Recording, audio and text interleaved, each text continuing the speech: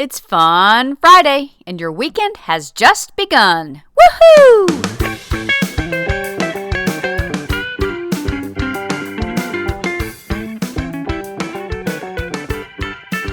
Welcome to the Morning Moxie Show. I am your host, Alicia Sharp, and today is Fun Friday, and we have Jesse Duplantis joining us again, and he is talking to us about a job that he got when he was 17, and it's a really funny story. Here's Jesse. 17 years old, got a job with Texaco. Anybody ever work in the oil industry here? Hold your hand if you've been in the oil industry. How many of you know what the terminology offshore work is? How many of y'all ever been offshore? Hold your hand up. Working 6 and 6, 7 and 7, 14 and 7, 10 and 5, 5 and 2. This is all terminology, going out on the rigs.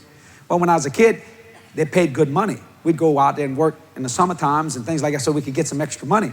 You know, and if you work 3 months, you'd have enough, saving money, you could buy a brand new car. Of course, a brand new car then cost $3,200, brand new. Volkswagen, brand new, $1,795. Oh, God. Beautiful car. How many people remember those days?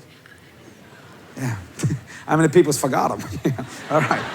So I got me a job. I became what you call a cook's helper. They call it in the oil field a flunky. A flunky means you're a cook's helper. You get up at 4:30 and prepare breakfast for the guys that are going on the rigs. Now, you offshore. They fly you out there by chopper. They set you down. You're 140 miles out in the Gulf. And there's nothing to see 15-foot swells. Or if there's a hurricane out there, you get saved. Baptist speaking tongues, Presbyterian speaking tongues. Because when a wave hits that derrick and that derrick goes, whoa. How many men have experienced that? Hold your hand up right there if you know what I'm talking about. Yeah. All right. But I'm a cook's helper because I want to make $2.15 an hour. Big money in those days. Before, they would pay you 90 cents an hour. So you made $2.15 an hour with a major all right. So I go out there, man, and I work. And I got to meet the tool pusher. The tool pusher is the head man on the rig. In other words, he boss hog. He run the show. Every tool pusher I knew was either bald-headed or fat. Usually kind of a big man. Been in the oil industry. Rough hands, thick hands. He didn't like the way the building that was on the drilling platform was a big platform out there. He didn't like the way it looked. He thought it's dirty. So he said, go get me that flunky and tell that flunky to come in here. I want to talk to him. So the cook comes up to me and says, Jesse, tool pusher want to see you. I said, the tool pusher? That's like, first thing a cook, you don't never talk to the tool pusher. Tool pusher talk to the company man, you understand? I mean, the flunky is the last guy on the totem pole. Somebody drops something, you pick it up. You know, you just do it. He said, he want to see you. I said, okay. So I walk in there. I said, I need to talk to the tool pusher. And the radio operator said, what for? What are you doing in here? I said, hey, don't get mad at me, Jack. Tool pusher want to see me. And the tool pusher says, is that flunky out there? I said, yes, sir. He said, come on in here. So I walk in there, boy, and I look around. You see them little red stars, Texaco and drilling rig. He got a desk. My Lord, you'd peel his tomatoes. He didn't like tomatoes with skin on them, so you had to peel them. You bring it to him, you serve that man. As a head man on that rig, whatever he says, you do. He looks at me and he says, you notice the front of this building's dirty. I want you to clean this building. I said, you want me to clean the building? I said, how am I going to clean it? He said, we got a fire hose over there. He said, we got a pump. We got a pump that can pump out thousands of feet of case in the tube. He said, just hook that pump up and wash off this building. I don't like all this junk out here. Get all this oil in called dope. Anybody? Not dope like that. This is grease on threads. He said, I want you to clean that up. I said, yes, sir. He said, if you do a good job, might make you a roustabout. I said, a roustabout? They make $3.20 an hour. I said, I want to be a roustabout. I can get me some money, buy me a car. He said, I said, okay. I said, sir, when I finish with this building, it'll be so clean you can be able to drag your tongue across the front of this building without getting a speck of dust. He looked at me and went, well, I'll tell you one thing. They always choose, I'll tell you one thing here.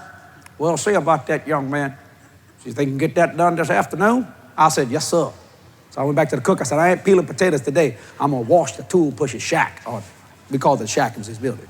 So I go out there. Now, I am not a mechanical man, but I'm about ready to tap into the source. I'm talking major source here. So I go out there. I look at this pump. I say, and I'm looking for a water hose. I can't find it. We used to call them a hose pipe. Where's the hose pipe? I said, there ain't no hose pipe. I look over there. I said, well, and I noticed there's different fittings. I look down there. And the fire hose that he was talking about was it's only about this big.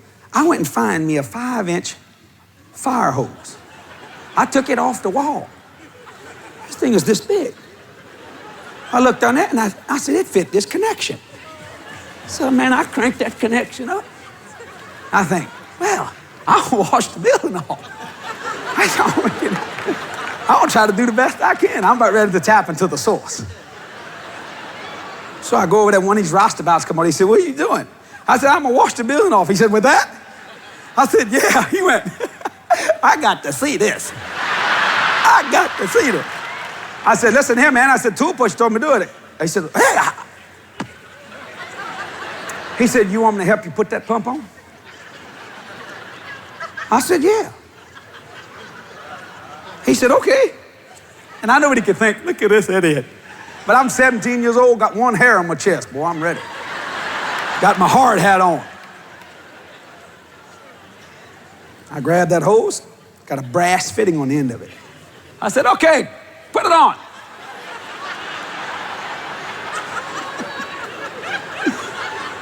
I was about to become one with that hose. But I didn't know it.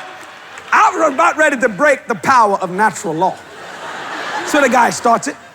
A little water. He runs over. He said, if you want any more pressure, you got to turn that valve. But he didn't turn the valve. So I'm sitting there. I said, no, man. So I walk over to that valve, that pump. He said, this one. I hear that pump go. I said, yeah, that ought to do it. All of a sudden, I see that hose go. And I run and grab I grabbed in that hose. And brother, I break all the windows. I knocked the radio operator out of his chair. I am cleaning. Wow.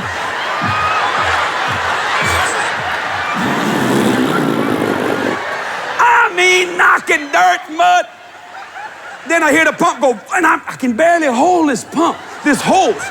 But I know if I turn this thing loose, it'll beat me to death.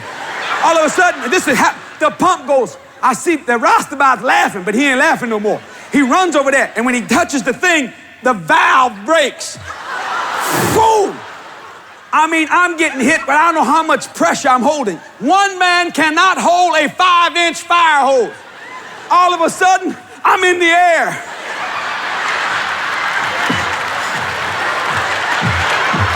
Going, help!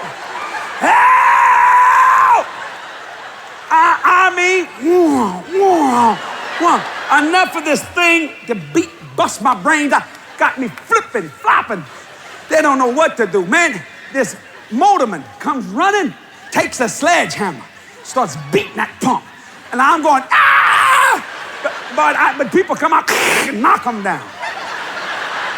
He hit that pump and broke it. He went, phew. And I must have been 20 feet, picking me up.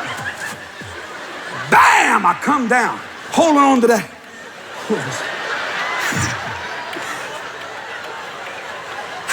The tool pusher come out.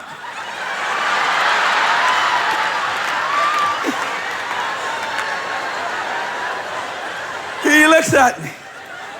I said, it's clean, Mr. Cochran. It's clean.